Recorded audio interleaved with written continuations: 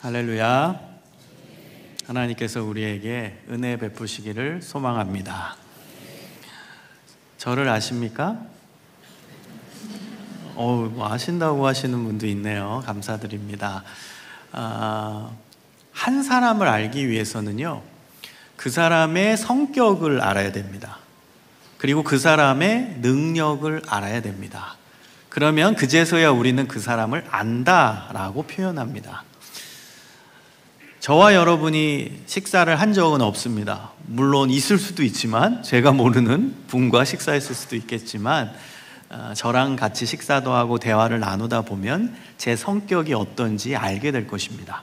오늘 설교를 다 듣다 보면 김성중 목사의 성격은 아마 저럴 것이다, 유추가 가능할 것입니다. 그리고 여러분은 저에 대해서 조금은 아는 내용이 있습니다. 방금 전 목사님께서 장로회 신학대학교에서 교수로 사역하고 있습니다. 제 직업을 소개했습니다. 여러분, 직업은 능력을 대변해주는 하나의 내용이죠. 그래서 여러분은 저에 대해 조금은 알고 계시는 겁니다. 한 사람을 알기 위해서는 그 사람의 성격, 그 사람의 능력을 알아야 되는 것처럼, 우리가 믿는 하나님을 알기 위해서도 하나님의 성격, 하나님의 능력을 알아야 된다는 것입니다. 여러분, 성경을 보면 하나님의 성격이 나와 있습니다. 그 대표적인 구절이 갈라디아서 5장 22절 23절입니다. 우리가 많이 외워왔던 성령의 9가지 열매입니다. 자, 외우시는 분은 한번 같이 외웠으면 좋겠습니다. 시작. 사랑, 희락, 화평, 오래 참음, 자비, 양선, 충성, 온유, 절제. 100점입니다. 다 외우시네요. 대단하십니다. 여러분, 히브리 문화권에서는 제일 먼저 언급하는 건 제일 중요하기 때문에 언급합니다. 그리고 제일 먼저 언급하는 것은 나머지의 내용을 포함할 때 제일 먼저 언급합니다. 자, 그렇다면 제일 먼저 나온 사랑이 가장 중요하다는 뜻이고요, 나머지 8가지를 포함하는 것이 바로 사랑이라는 것입니다. 성령의 열매, 열매는 속에 있는 것이 겉으로 드러나다라는 뜻입니다. 그래서 이것은 성격을 뜻하는 것입니다. 따라서 성령의 열매는 하나님의 성격을 뜻하는데요, 하나님의 성격에서 제일 중요한 요소는 사랑, 그 사랑이 나머지 8가지 것을 포함한다는 것입니다. 여러분, 이것은 인간관계 안에서도 작동하는 사랑 안에서 동일하게 드러납니다. 여러분, 여기 결혼하신 분들이 많이 계신데요, 남편, 아내를 한번 생각을 해보십시오. 사랑이 있으시죠? 네, 죄송합니다. 사랑 더 많이 하십시오. 오늘 말씀 듣고. 자, 사랑이 있으실 텐데요, 그 사랑 안에는 희락이 있습니다. 사랑 안에는 기뻐요. 함께 만나서 교제하고, 함께 만나서 식사하고, 함께 어울리면서 기쁨. 이것이 희락입니다. 자, 그 다음에 사랑하면 평화하죠. 이게 화평입니다. 자, 사랑하면 오래 참을 수 있습니다. 제가 좀 상대방과 안 맞아도, 스타일이 안 맞아도 참아낼 수 있는 인내의 능력이 사랑 안에는 있다라는 것입니다. 이게 오래 참음이에요. 자, 그 다음 사랑하면 자비가 있습니다. 여러분, 성경 안에서 자비의 내용은 용서를 뜻하는 것입니다. 사랑하면 상대방이 실수해도 용서할 수 있는 너그러운 마음이 있게 되는 것이죠. 그리고 사랑하면 양선이 있습니다. 양선은 좋은 일을 하는 건데요, 관계 안에서 양선은 상대방이 좋아하는 일을 하는 것, 이게 양선입니다. 사랑하면 양선이 이루어집니다. 그리고 사랑하면 충성하게 됩니다. 충성은 상대방에게만 집중하고 헌신하는 것을 뜻합니다. 사랑하는 사람만 바라보고 사랑하는 사람에게 헌신하는 충성이 일어나게 됩니다. 그리고 사랑하면 절제가 나타납니다. 여러분, 절제는 나쁜 것을 끊어내다, 나쁜 것을 잘라내다라는 뜻입니다. 관계 안에서의 절제는 상대방이 싫어하는 것을 잘라내다, 상대방이 싫어하는 행동을 안 하다, 이런 뜻입니다. 자, 사랑 안에 희락, 화평, 오래 참음, 자비, 양선, 충성, 온유, 절제가 다 들어가 있는 것이죠. 자, 그렇다면 하나님의 성격을 한마디로 말하면 뭐예요? 사랑이죠. 자, 두 번째로 이제 하나님의 능력을 살펴보도록 하겠습니다. 하나님의 능력이 나오는 대표적인 성경의 장이 로마서 12장 6절에서 8절, 그리고 고린도전서 12장 8절에서 10절입니다. 로마서 12장 6절에서 8절을 보면 하나님의 능력이 나옵니다. 우리가 성령의 은사라고 이해하고 있는 부분입니다. 그 은사가 능력을 이야기하는 거예요. 성령의 은사는 하나님의 능력입니다. 자, 로마서 12장 6절에서 8절에 나오는 하나님의 능력은 예언의 능력, 섬기는 능력, 가르치는 능력, 위로하는 능력, 구제하는 능력, 다스리는 능력. 이 다스리는 능력은 리더십입니다. 이것도 능력, 하나님의 능력이에요. 긍휼 베푸는 능력이 나옵니다. 자, 그리고 고린도전서 12장 8절에서 10절을 보면 지혜의 말씀 능력, 지식의 말씀 능력, 믿음의 능력, 병 고치는 능력, 능력 행함의 능력. 자, 이 능력은 학자들에 의하면 물리적인 힘으로 해석합니다. 능력 행함의 능력은 물리적인 힘, 이것도 하나님의 능력으로 나옵니다. 자, 그리고 예언의 능력, 영들 분별의 능력, 각종 방언의 말함의 능력, 방언 통역의 능력. 자, 이 능력들이 하나님의 능력으로 나오게 됩니다. 자, 그런데요, 고린도전서 12장 마지막 구절인 12장 31절에 가면 이런 구절이 나옵니다. 너희는 더욱 큰 은사를 사모하라. 무슨 뜻이에요? 너희는 더욱 큰 하나님의 능력을 사모해라. 더욱 큰 하나님의 능력이 있는데 그 능력을 받기를 기도하고 사모하라라는 거예요. 여러분, 제가 방금 전에 이야기한 방언의 능력, 방언 통역의 능력, 예언의 능력, 병 고치는 능력, 이 능력은 동일한 레벨의 능력인데 그 능력보다 더욱 큰 하나님의 능력이 있다라는 거예요. 그리고 나서 고린도전서 13장으로 넘어가게 됩니다. 여러분, 고린도전서 13장의 별명이 뭐죠? 사랑장입니다. 자, 그렇다면 하나님의 능력 중에 제일 큰 능력이 뭐라는 거죠? 사랑이라는 거예요. 하나님의 성격도 사랑, 하나님의 능력도 사랑. 그래서 요한일서 4장 8절에 의하면 하나님은 사랑이시라. 할렐루야. 우리가 믿는 하나님이 사랑이십니다.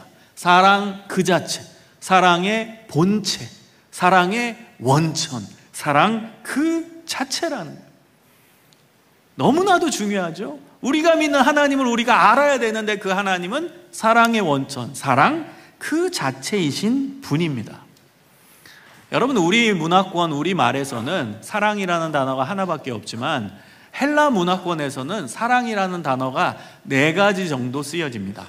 관계에 따라서 사랑이라는 용어를 다르게 사용하거든요.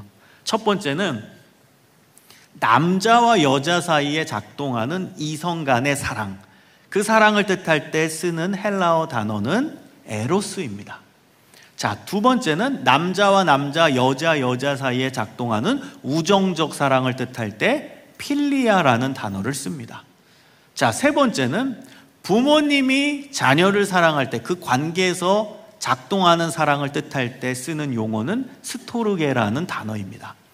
자, 마지막 하나님이 인간을 사랑하는, 하나님과 인간 사이에 하나님이 내려주시는 사랑, 그 사랑을 뭐라고 표현하죠?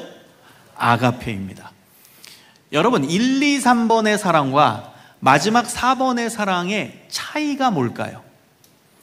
결정적 차이는 조건이 있냐 조건이 없냐의 차이입니다. 남자 여자 사이에 작동하는 이성 간의 사랑은 조건일까요, 아닐까요? 조건입니다. 여러분, 지금 아내 남편과 함께 앉아 계시는 분들이 많은데요, 왜 만나셨습니까? 왜 사랑하셨습니까? 후회하지 않으시죠? 왜 사랑하셨습니까? 조건이 맞았기 때문입니다. 외모가 마음에 들었든지, 성격이 마음에 들었든지, 집안 배경이 마음에 들었든지, 뭐 돈이 많았든지, 뭔가 내 마음에 맞는 조건이 있어서 사랑이 싹 튼 거고 교제하다가 결혼하신 겁니다. 조건이에요. 남자 여자 사이에 작동하는 우정적 사랑인 필리아는 조건일까요, 아닐까요? 조건입니다. 여러분, 친한 친구를 생각해 보십시오. 왜 친구가 됐을까요? 맞는 구석이 있기 때문에 친구가 된 거예요. 취미가 비슷하다라든지 먹는 음식이 비슷하다라든지 영화 보고 싶은데 비슷한 류의 영화를 좋아한다라든지 맞는 구석이 있기 때문에 친구가 된 겁니다. 조건이죠. 자, 세 번째, 부모님이 자녀를 사랑하는 사랑은 조건일까요? 아닐까요? 헷갈리시죠? 여러분, 엄청난 조건입니다. 내 딸, 내 아들, 내 뱃속에서 나왔으니까, 내 핏줄, 여러분 이게 엄청난 조건인 거예요. 그래서 부모와 자녀 사이에 작동하는 그 사랑도 조건입니다. 자, 그런데 마지막 네 번째, 하나님이 인간을 사랑한 이 아가페 사랑은 조건이 없습니다. 여러분, 여기서부터 이제 우리의 믿음의 시선을 높여야 됩니다. 오늘 복음이 무엇인지 정확히 여러분 아시기 바랍니다. 복음의 정수가 담겨져 있는 성경 구절이 바로 로마서 5장 8절입니다. 하나님의 아가페 사랑이 무엇인지를 정확하게 보여주고 있는 구절이 로마서 5장 8절입니다. 저는 여러분이 이 구절을 암기하셨으면 좋겠습니다. 자, 함께 로마서 5장 8절 화면에 나오는데 같이 읽어보겠습니다. 시작. 우리가 아직 죄인 되었을 때 그리스도께서 우리를 위하여 죽으심으로 하나님께서 우리에 대한 자기의 사랑을 확증하셨느니라. 아멘. 여러분, 이것이 복음입니다. 우리가 아직 죄인 되었을 때, 이 문구를요, 헬라어 원문에서 훼손되지 않는 범위 안에서 제가 가장 리얼하게 번역을 하면 이렇습니다. 우리가 지금 죄를 짓고 있는 중에.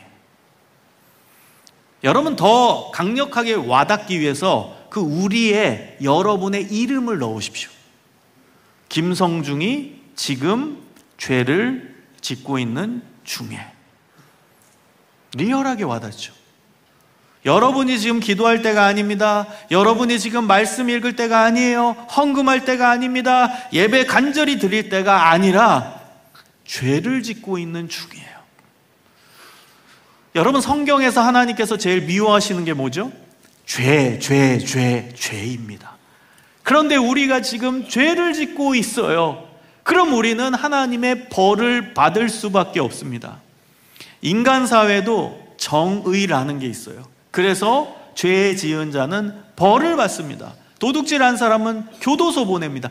인간 사회에도 정의가 있어서 죄 지은 자는 벌을 내리는데 하물며 정의의 원천이신 하나님께서 죄를 눈 감으실 수는 없어요.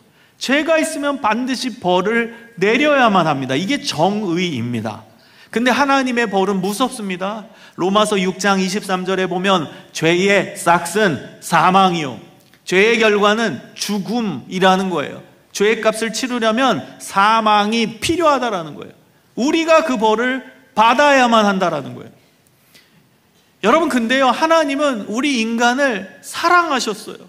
사랑하십니다. 이게 하나님이 너무 힘드신 거예요. 인간이 죄를 지었기 때문에 벌을 내려야만 하는데 또 사랑하거든. 이 두 가지의 양면성을 어떻게 조화시킬까? 하나님께서 엄청나게 고심을 하셨을 겁니다. 그리고 유일하게 찾은 답이 하나밖에 없는 독생자 예수, 죄가 없으신 그 예수님에게 우리 인간의 모든 죄를 다 빼내서 그분께 다 뒤집어 씌우고, 이게 신학적 용어로 전가라고 합니다. 다 전가시키고, 죄의 값은 사망이니까 죄의 값을 치르기 위해 사망, 십자가에서 사망시키셨어요. 그럼으로써 하나님께서 우리 인간을 얼마나 사랑하시는지 그 증거를 보여주셨다. 이 내용이 바로 로마서 5장 8절 복음입니다. 여러분, 이것을 믿으시기를 소망합니다. 이게 하나님의 방법이에요. 구원의 방법. 정의 하나님이기 때문에 벌은 받아야 돼요, 인간이. 그러나 인간을 사랑해서 벌을 안 내리고 대신 예수님이 벌 받게 하신 거예요. 그럼으로써 우리를 살리시고 우리를 용서하시고 우리를 얼마나 사랑하시는지 그 증거를 보여주신 그 놀라운 하나님의 사랑, 그 사랑의 증거가 십자가입니다. 할렐루야. 여러분, 이 복음을 깊이 있게 누리시길 소망합니다. 이 복음을 깊이 있게 받아들이시기를 소망합니다. 우리가 그 사랑을 받은 자예요. 이것이 바로 아가페 사랑입니다. 사랑할 수 없는 존재를 사랑하는 것. 하나님이 죄를 제일 미워하시는데 죄를 미워하심에도 불구하고 우리 인간을 살리신 사랑, 품으신 사랑, 용서하신 사랑, 그것이 바로 아가페입니다. 여러분, 오늘 본문의 배경은요, 굉장히 심각한 장면입니다. 예수님께서 마지막으로 제자들을 불러 모으시고 유월절 만찬을 하시는 거예요. 그 유월절 만찬을 하실 때 떡과 포도주를 가지고 성찬식을 제정하셨죠. 마지막으로 제자들에게 메시지를 전하고 세족식을 하시고 그리고 잡히셔서 십자가의 길을 걸어가게 되시는 장면이에요. 마지막으로 제자들 모아두시고 하셨던 메시지가 바로 오늘 본문입니다. 오늘 본문 쭉 이어서 예수님이 말씀하시는데 그 중에 가장 핵심적인 내용이 바로 요한복음 13장 34절. 새 계명을 너희에게 주노니 서로 사랑하라. 내가 너희를 사랑한 것 같이 너희도 서로 사랑하라. 이 메시지가 예수님의 마지막 메시지, 마지막 고별 설교의 가장 핵심되는 내용입니다. 여러분, 근데요, 이 구절은 어마어마한 예수님의 발언이십니다. 왜냐하면 그 시대는 구약의 율법이 강력하게 작동하고 있던 시대입니다. 구약의 율법이 시퍼렇게 살아있을 그때에 예수님께서 새 율법을 너희에게 주노니, 새 계명을 너희에게 주노니, 이 말은 새 율법을 너희에게 준다. 이건 그 당시 배경으로 봤을 때는 어마어마한 예수님의 발언이십니다. 천지개벽할 패러다임의 전환의 말씀입니다. 구약의 율법이 살아있을 그때에 내가 새 율법을 너희에게 준다. 그 새 율법의 내용이 뭐예요? 서로 사랑하라요. 내가 너희를 사랑한 것 같이 너희도 서로 사랑하라. 여러분, 이 구절을 한번 깊이 있게 분석해 봅시다. 내가 너희를 사랑한 것 같이. 여기서 내는 누구죠? 예수님이죠. 너희는 누구죠? 그 말씀을 들었던 예수님의 제자이죠. 그럼 예수님은 하나님이고 제자들은 인간이니까 하나님이 인간을 사랑한 사랑, 헬라어로 뭐예요? 아가페입니다. 내가 너희를 사랑한 것 같이, 이 사랑은 헬라어 성경을 보면 아가페로 나옵니다. 자, 그 다음 너희도 서로 사랑하라. 여기서 너희는 누구예요? 제자들이죠. 그럼 제자들은 남자끼리 모여 있나요? 남자 여자 섞여 있나요? 남자끼리 모여 있죠. 그럼 남자 사이에 작동하는 우정적 사랑, 아까 헬라어 뭐라고 했어요? 필리아라고 했죠. 그럼 너희도 서로 사랑하라의 그 사랑은 헬라어 성경을 보면 필리아로 나와야겠죠? 문맥상 그게 맞습니다. 그런데 필리아로 나오지 않습니다. 아가페로 나옵니다. 내가 너희를 사랑한 것 같이의 그 사랑도 아가페, 너희도 서로 사랑하라의 그 사랑도 아가페입니다. 여러분, 이것이 기독교 사랑이 어려운 지점입니다. 앞부분만 있다면 기독교 사랑은 너무 쉽습니다. 내가 너희를 사랑한 것 같이 여기까지만 사랑을 언급하셨다면 너무나 쉬워요. 왜요? 나는 할 게 아무것도 없거든. 내가 심지어 죄를 짓고 있는 중에도 예수님은 나를 용서하시고 품으시고 끝까지 사랑하신대요. 그게 하나님의 사랑이래요. 나는 잘할 게 아무것도 없어요. 가만히 있어도 하나님 나 사랑하신다는 뜻이에요. 얼마나 쉽습니까? 자, 그런데 문제는 그 뒤에요. 너희도 서로 사랑하라. 하나님의 아가페 사랑을 받았느냐? 그러면 그 사랑을 실천하라. 너희가 하나님의 아가페 사랑을 받아 누렸냐? 그걸 경험했냐? 믿느냐? 그러면 너희도 그 아가페 사랑을 흘려보내고 실천하라. 이 두 번째는 너무 어려운 겁니다. 여러분, 필리아도 아니에요. 에로스도 아니에요. 아가페로 다른 사람을 사랑하라는 거예요. 이게 얼마나 어려운 일입니까? 여러분, 예수님께서는 이 말씀을 하시는 장면에서 행동을 하나 보여주십니다. 그 새로운 행동, 어찌 보면 놀라운 행동이 뭐였냐? 세족식이었어요. 예수님께서 제자들의 발을 씻겨주십니다. 그런데 예수님께서 제자들의 발을 씻겨주신 이유도 이 세 계명의 내용과 똑같습니다. 요한복음 13장 14절 15절에는 이렇게 나옵니다. 내가 주와 또는 선생이 되어 너희 발을 씻었으니 너희도 서로 발을 씻어주는 것이 옳으니라. 내가 너희에게 행한 것 같이 너희도 행하게 하려 하여 본을 보였노라. 예수님께서 제자들의 발을 씻겨주신 이유가 뭐예요? 내가 너희들의 발을 씻어준 것 같이 너희도 서로 발을 씻어줘라. 이것을 위하여 내가 본을 보였다. 여러분, 세 계명의 패턴과 똑같지 않습니까? 내가 너희를 사랑한 것 같이 너희도 서로 사랑하라. 내가 너희들의 발을 씻겨준 것 같이 너희도 서로 발을 씻어주어라. 똑같습니다. 그래서 세족식은 세 계명의 내용을 행동으로 보여주신 교육이었어요. 세 계명은 말로 하신 교육이고 세족식은 행동으로 보여주신 세 계명에 대한 교육이었다는 거예요. 여러분, 이 예수님의 말씀을 우리 삶에 구체적으로 적용하기 위해서 어떻게 해야 될까요? 저는 사실 이 구절이 쉽게 넘어가지가 않았어요. 어릴 때부터 많이 들어왔던 말씀, 그리고 우리가 붙잡아야 되는 가장 소중한 말씀인 거 세 계명이니까, 예수님이 제시하신 세 계명, 예수님이 이 땅에 오셔서 말씀하신 내용 중에 가장 핵심적인 내용이 오늘 본문이잖아요. 근데 저는 이 말씀이 소화가 잘 안 되는 거예요. 너무 어렵게 다가왔어요. 왜요? 이해는 되는데 실천이 어려운 거예요. 아니, 하나님, 에로스로 아내를 사랑하기도 어려워요. 친구, 필리아로 사랑하기도 어려워요. 자녀도 사랑하기가 어려운데, 아니, 어떻게 아가페로 사랑을 합니까? 이게 어떻게 가능한 일일까요, 하나님? 우리 삶에 이게 실제적으로 가능한 얘기입니까? 이건 그냥 하나님이 이상적인 방향만 말씀하신 거 아닌가요? 굉장히 힘들었습니다. 저는 이 말씀을 이해하기가. 그리고 이 말씀이 정말 우리 삶 속에서 구체적으로 실천될 수 있을지에 대한 부분에 대해서 굉장히 많은 시간을 고민하고 묵상하고 기도를 했습니다. 여러분, 아가페 사랑이 어려워요. 마태복음 5장 44절에 보면 예수님께서 이렇게 말씀하십니다. 나는 너희에게 이르노니 너희 원수를 사랑하며 너희를 박해하는 자를 위하여 기도하라. 원수를 사랑하며, 이 사랑이 아가페입니다. 여러분, 원수가 누군지 아세요? 그 뒤에 나오죠. 너희를 박해하는 자. 여러분, 박해하다라는 뜻은요, 구체적으로 어떤 뜻이냐? 생명의 위협을 가하는 자란 뜻이에요. 생명의 위협을 가하는 자가 박해하는 자인데, 그 박해하는 자가 원수예요. 근데 그 원수를 사랑하는 것이 아가페 사랑이래요. 여러분 삶에서 여러분에게 생명의 위협을 가하는 자가 있나요? 지금 여러분 호시탐탐 칼 들고 여러분 죽이려고 노리고 있는 사람이 있어요? 여러분 삶에?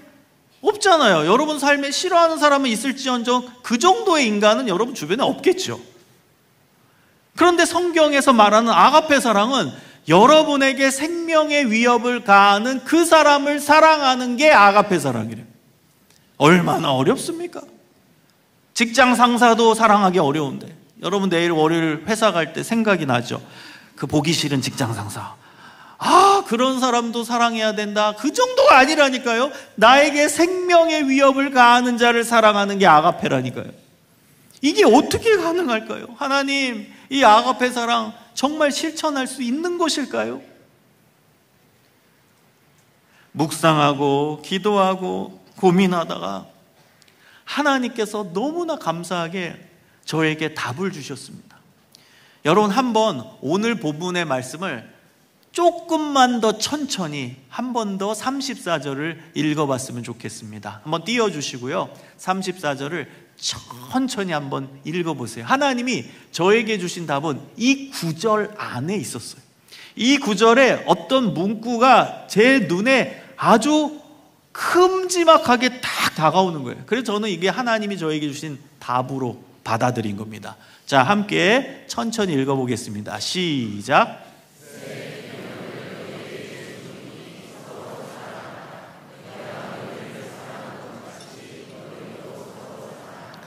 아멘.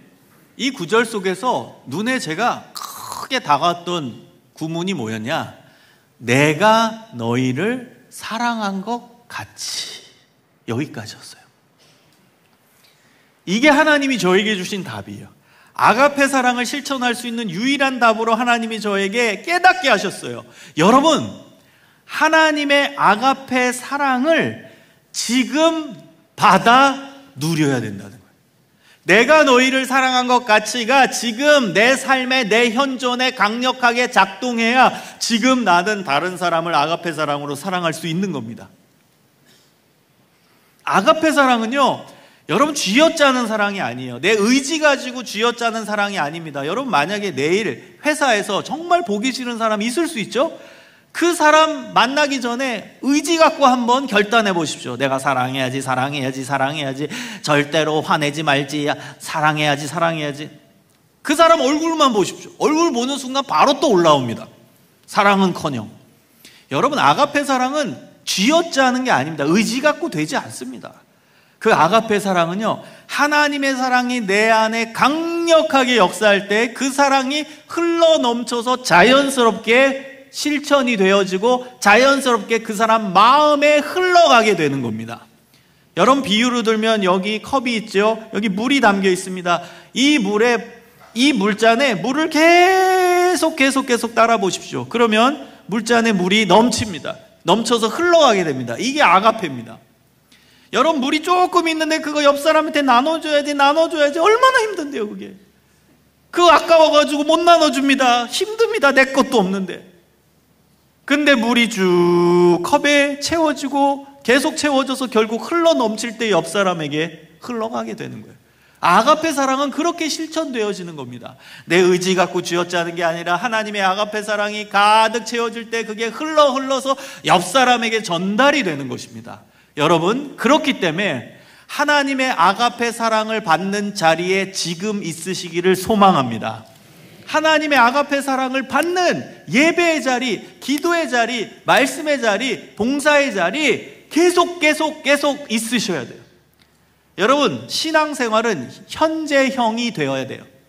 근데 많은 크리스찬들이 과거형의 신앙생활을 하시는 분들이 많아요. 간증이죠. 저 간증 좋아합니다. 근데 간증은 과거형으로 끝나면 안 되고요, 현재 진행형이어야 돼요. 근데 과거형의 신앙생활하는 성도들이 꽤 많다라는 거예요. 나 3년 전에 하나님 만났다, 5년 전에 수련회 때 하나님 경험했다, 10년 전에 어느 부흥에서 나 하나님의 은혜를 크게 체험했다. 과거형이에요. 여러분 과거형 좋아요. 그러나 더 중요한 건 지금 하나님의 은혜를 받아야 돼요. 지금 하나님의 아가페 사랑을 받아 누려야만 다른 사람을 지금 아가페 사랑으로 사랑할 수가 있는 겁니다. 여러분 예수님께서 내 발을 씻어주시는 경험을 언제 했습니까? 3년 전에 했어요? 5년 전에 하셨습니까? 언제 하셨습니까? 그 과거의 기억 가지고는 지금 다른 사람의 발을 제대로 씻어줄 수 없습니다. 10년 전에 예수님이 내 발을 씻어주셨다. 여러분 그 과거의 경험 갖고 지금 현재 다른 사람의 발을 제대로 씻어줄 수 있을까요? 5년 전에 예수님이 내 발에 첫 번째 발가락만 씻어주신 것 같은데 이렇게 은혜를 충만하게 많이 못 받은 분도 있을 수 있어요. 근데 그 기억 갖고 지금 다른 사람의 발을 제대로 씻어줄 수 있을까요? 불가능합니다. 그래서 지금 현재 하나님께서 나의 발을 씻어주시는 그 경험을 강력하게 하셔야 됩니다. 하나님의 아가페 사랑을 받는 경험을 지금 해야 합니다. 지금은 은혜 받을 만한 때입니다. 은혜 받으십시오. 여러분 과거형의 신앙생활을 하는 분들을 제가 비유로 들면 냇가에 가는 거예요. 냇가에 가서 내가 두 손을 그 냇가에 딱 집어넣어요. 그리고 내가 물을 갖고 와야겠다 해서 두 손에 물을 담습니다. 그리고 떴어요. 그 집으로 가져옵니다. 여러분 그럼 내 두 손 안에 물이 남아있나요? 없나요? 다 사라졌어요. 증발하고 새서 없습니다. 근데 착각하고 있는 거예요. 내 두 손 안에는 물이 있다. 내 두 손 안에는 물이 있다. 착각이죠. 여러분 이렇게 신앙생활하는 분들이 있다라는 거예요. 내가 옛날에 은혜 받았다. 5년 전에 내가 은혜를 체험했다. 내 두 손 안에는 은혜가 강력하게 있다. 성령 충만하다. 근데 지금은 아니에요. 다 사라져서 고갈돼 있어요. 신앙의 기쁨도 없고 영적인 기쁨도 없는 상태인데 계속 착각하고 있는 거예요. 내 두 손 안에는 은혜가 있다. 내 존재 안에는 은혜가 있다. 여러분 은혜 받는 건 뭔 줄 아세요? 시냇가 흐르는 곳에 내 두 손 안이 딱 지금 들어가 있을 때 내 두 손 안에는 물이 계속 흐르게 됩니다. 은혜의 강가에 내 존재가 들어가야 돼요. 지금 은혜의 현장에 내가 지금 들어가 있어야 돼요. 그래야 내 존재 안에 은혜가 흐르는 거예요. 하나님의 사랑이 강력하게 흐르는 것입니다.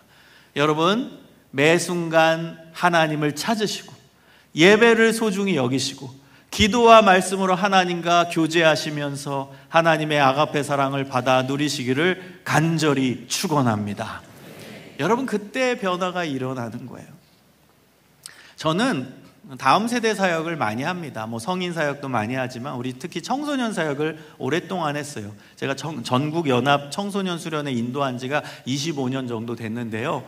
수련회는 제 사명이에요. 그래서 이제 이번 여름도 어제부로 이제 수련회 사역은 끝냈어요. 제가 어제 밤 11시까지 수련회 집회 인도하고 마지막 수련회였어요. 이번 여름 수련회. 그리고 집에 12시 반에 와서 또 준비하다가 새벽 2시에 자고 한 3시간, 2-3시간 자고 왔습니다. 근데도 제가 너무 기뻐요. 영적인 기쁨이 넘칩니다. 수련을 인도하다 보면. 왜 그런 줄 아세요? 청소년 수련회, 특히 이제 교회별 수련회가 아니라 이제 연합 수련회 할 때 굉장히 재밌는 현장의 모습이 있어요. 그게 뭐냐? 개회 예배 드릴 때는요, 교회별로 오다 보니까 청소년 아이들 아직 미숙하고 아직은 성장해야 되는 때잖아요. 그러니까 옆 사람을 배려하지 못해요. 우리 교회, 우리 교회, 우리 교회. 이 카테고리가 너무 세요. 그래서 다른 교회 애들 보면 인상 써요. 그리고 서로 막 자리 싸움합니다. 여기 우리 교회 거야. 오지 마.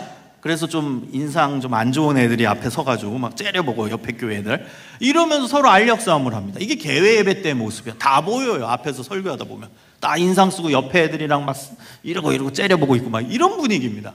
근데 얘네들이 2박 3일 동안 하나님의 충만한 은혜를 경험하면 폐회 예배 때 어떻게 되는 줄 아세요? 폐회 예배 때는요, 주로 축복송을 합니다. 그럼 축복송 하면 옆에 교회 애들과 얼싸안고 축복해, 사랑해, 번호 교환하고 우리 계속 연락하며 지내자 이러고 있어요. 여러분, 이게 의지 갖고 된 걸까요? 얘네들이? 아닙니다. 2박 3일 동안 하나님의 아가페 사랑을 충만하게 경험하다 보니까 자연스럽게 그 사랑이 흘러가게 된 거예요. 그래서 2박 3일 후에 마지막 폐회 예배 때는 변화돼서 옆 사람이 사랑의 대상으로 보이는 거예요. 그래서 안고 또 울고 축복하고 그리고 계속 잘 지내라고 기도해 주겠다고 응원도 하고 그런 놀라운 역사가 일어나는 겁니다. 여러분, 아가페 사랑이 여러분 안에 강력하게 작동하시길 소망합니다. 하나님의 아가페 사랑을 많이 누리세요. 예배 한순간 한순간을 여러분 소중히 여기십시오.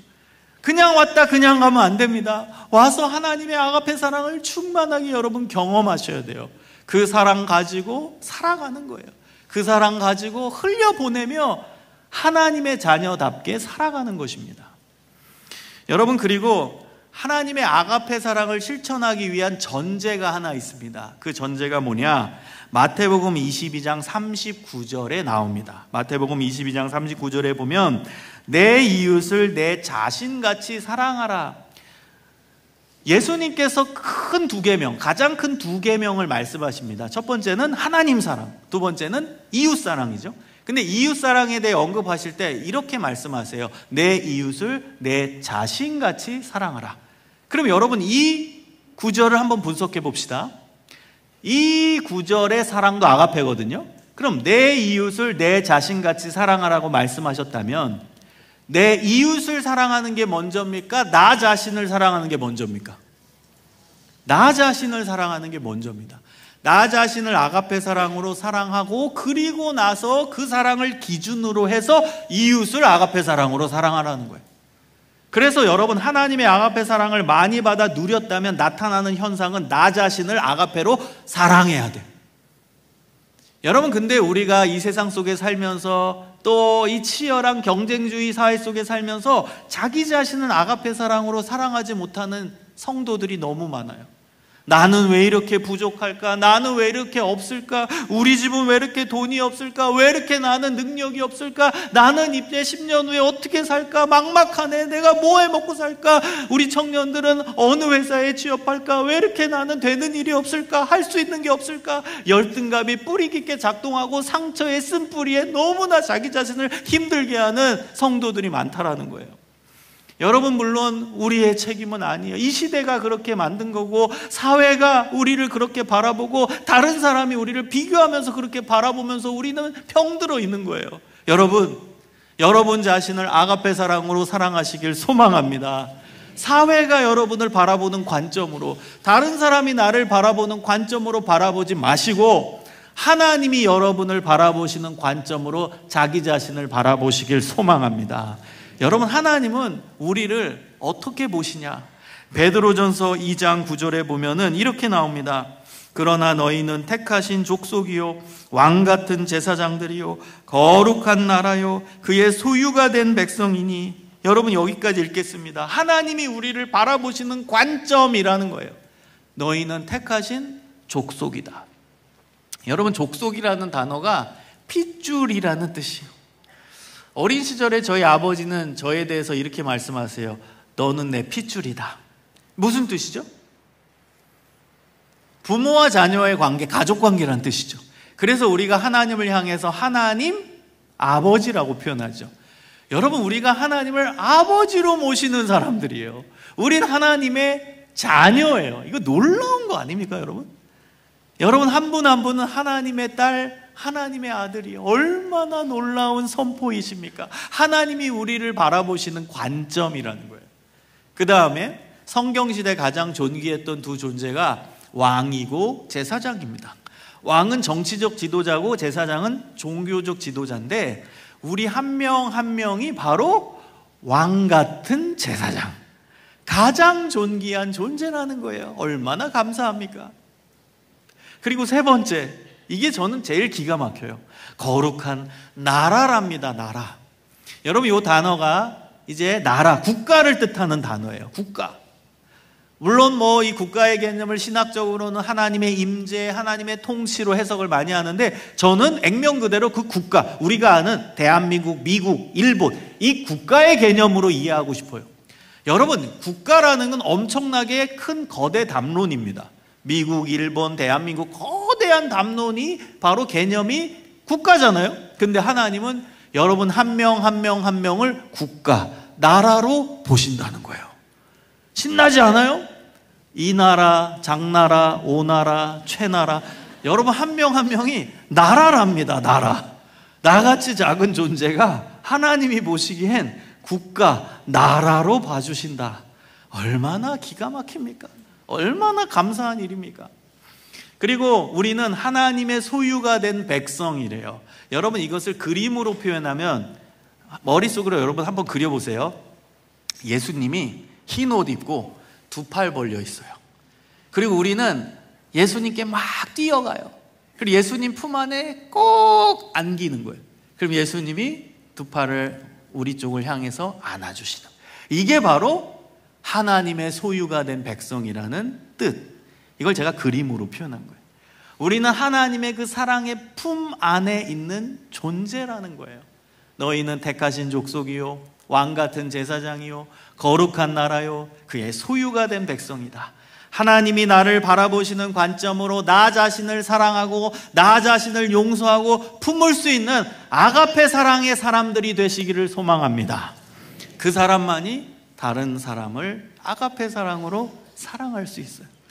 그리고 이 아가페 사랑은요, 가장 가까운 사람부터 적용하는 겁니다. 가장 가까운 사람.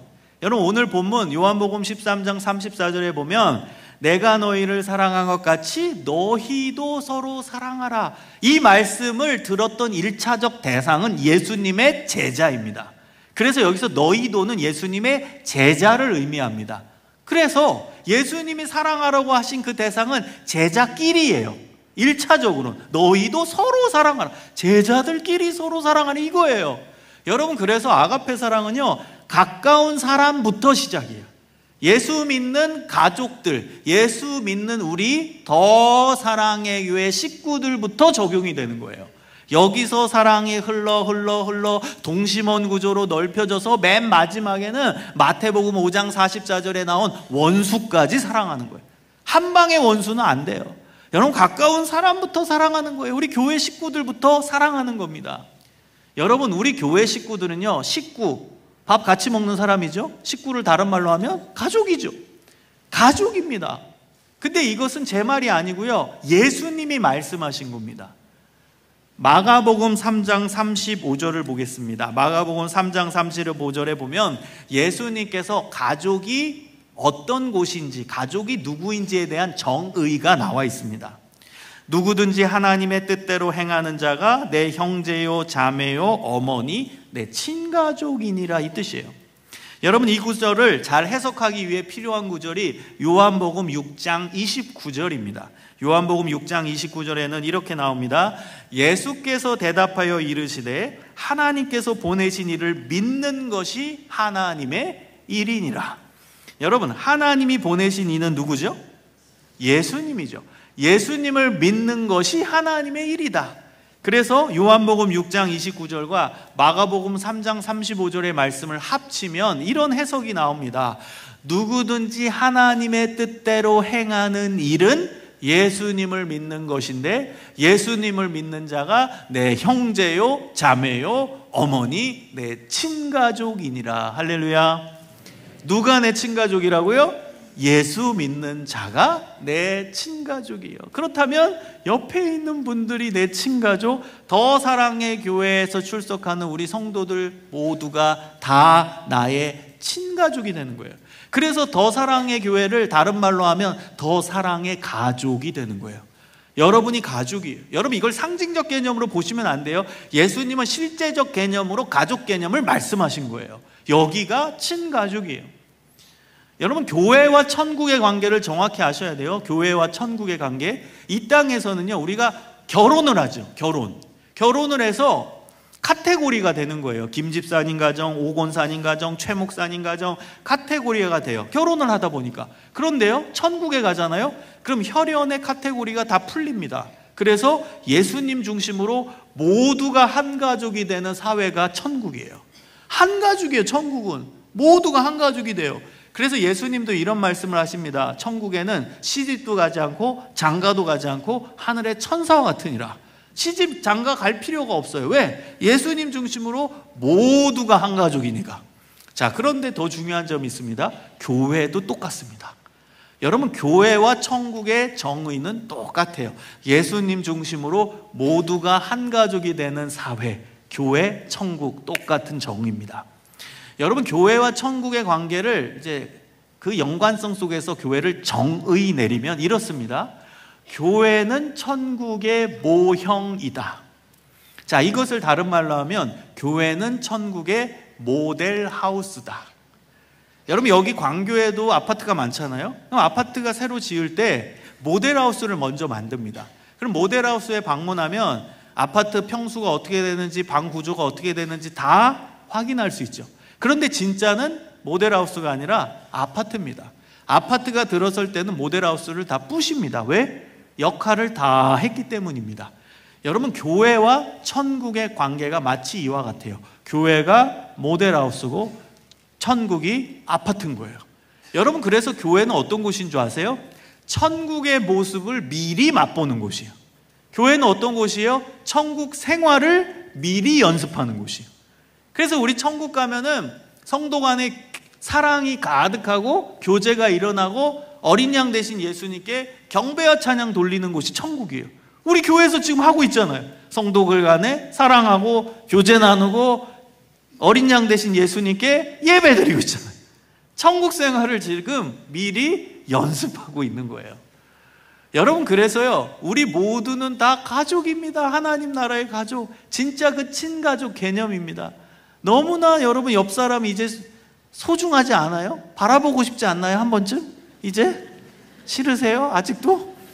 자, 우리 옆 사람과 한번 마지막으로 인사를 해봅시다. 딱 보고, 좀 사랑의 눈으로. 우리 가족이에요. 물론 가족 간에 싸울 수도 있어요. 근데 가족입니다. 자, 고백해 보겠습니다. 우리는 친가족입니다. 우리는 영원히 볼 사이입니다. 아파트 가야 되잖아요. 영원한 아파트. 천국에 가야죠. 영원히 볼 사이입니다. 여러분, 제가 마지막으로 하나만 더 말씀드리고 부탁을 드리고 싶어요. 우리 더 사랑의 교회는 더 사랑의 가족이라고 했잖아요. 이 가족 안에 우리 아이들이 있는 겁니다. 여러분, 교회 학교 아이들을 그렇게 생각하셔야 돼요. 더 사랑의 가족, 대가족 안에 우리 교회 학교 아이들, 우리 자녀들이 있는 거예요. 그래서 우리 아이들 입장에는 여기 형, 언니, 오빠가 있는 거예요. 청년부. 그 다음에 이모, 삼촌도 있고, 작은아버지, 작은어머니, 아버지, 어머니, 큰아버지, 큰어머니, 할아버지, 할머니, 증조할아버지, 증조할머니도 여기 있는 거예요. 가족이니까. 이게 대가족이에요. 하나님 나라의 대가족이에요. 자, 그렇다면 교회학교 아이들을 책임질 존재는 교회학교 선생님들 뿐입니까? 아니면 우리 어른 세대 전체 책임입니까? 이해하셨죠? 교회학교 선생님은요, 스페셜하게 교회학교 아이들, 우리 가족 안에 있는 아이들에게 하나님의 말씀을 가르치는 역할을 하는 거예요. 그러나 이 아이들 전체를 책임질 존재는 우리 어른 세대 전체에 해당되는 겁니다. 왜? 가족이니까. 그래서 우리 더 사랑해 교회에서 자라나는 우리 아이들 더 사랑해 주세요. 더 품어주세요. 더 배려해 주세요. 여러분, 우리 일반 가정 안에서 제일 신경 쓰는 존재 누구예요? 자녀잖아요. 가정 경제에서 제일 많이 돈 누가 써요? 애들이 다 쓰잖아요. 저도 애가 다 써요. 다 써요. 교육비로 다 나가잖아요. 여러분, 교회가 가족이라면 가장 먼저 예산에 대한 부분도 얘네들한테 집중이 될 수 있어야죠. 투자도 하고 배려도 하고 더 얘네들 케어하고 어떻게 하면 얘네들이 더 하나님 기뻐하시는 인물들로 클 수 있을까 고심하고 그 다음에 생각하고 필요한 거 채워주고. 그래서 우리 아이들이 행복한 교회, 아이들이 엄마 아빠를 데려오는 교회, 하나님이 제일 기뻐하시는 더 사랑의 교회 되시기를 소망합니다. 그럴 때 요한복음 13장 35절의 역사가 일어나는 거예요. 주변 사람들이 여러분 보고 와, 더 사랑의 교회 성도들이 진짜 예수님의 제자구나. 저 사람들은 뭐 저렇게 행복하기에 예배드리고 나오면 미소가 끊이지 않을까? 어떻게 저렇게 행복하게 나올까? 나도 저 교회 한번 가봐야지. 가서 그 사랑 좀 경험해보고 싶다. 그 행복 좀 경험해보고 싶다. 저 사람들이 예수의 제자니까 나도 한번 교회 가서 예수님이 누군지를 한번 알아보고 배우고 믿고 싶다. 여러분이 주변 사람들로부터 예수님의 제자란 칭호를 받게 될 것입니다. 사랑하는 귀한 여러분, 더 사랑합시다. 하나님의 아가페 사랑을 많이 받아 누리시기를 소망합니다. 이 성전이 하나님의 아가페 사랑을 받아 누리는 가장 귀한 하나님의 예배당 되시기를 소망합니다. 이곳에서 기도하시고, 이곳에서 말씀 읽고, 이곳에서 묵상하고, 이곳에서 눈물로 하나님 찾고, 이곳에서 예배드리면서 하나님의 무한한 아가페 사랑을 받아 누리십시오. 그리고 그 사랑 흘러 넘쳐서 하나님 기뻐하시는 아가페 사랑을 실천하는 진정한 예수 그리스도의 제자들로 세워지시기를 주님의 이름으로 축복합니다. 기도하겠습니다. 하나님 감사합니다. 저희들에게 말씀을 주심에 감사합니다. 하나님의 아가페 사랑을 많이 받아 누리게 하여 주시옵소서. 그 사랑이 흘러 넘치게 하여 주시옵소서. 하나님을 언제나 매 순간 찾는 저희들의 신앙이 되게 하여 주시옵소서. 그 사랑 흘려보내기를 소망합니다. 내 주변 사람들 사랑하게 하여 주시고, 교회 식구들 사랑하게 하여 주시고, 가족을 사랑하게 하시고, 심지어 나를 싫어하는 그 원수도 품고 사랑할 수 있는 진정한 아가페의 사람들 되게 하여 주시옵소서. 저희들은 힘이 부족합니다. 저희들의 의지 갖고는 할 수 없사오니 성령 하나님께서 우리 가운데 강력하게 역사하여 주시고, 그 사랑 심어주셔서 그 사랑 가지고 살아가게 하여 주시옵소서. 감사하오며 구주 예수 그리스도의 이름으로 기도합니다. 아멘.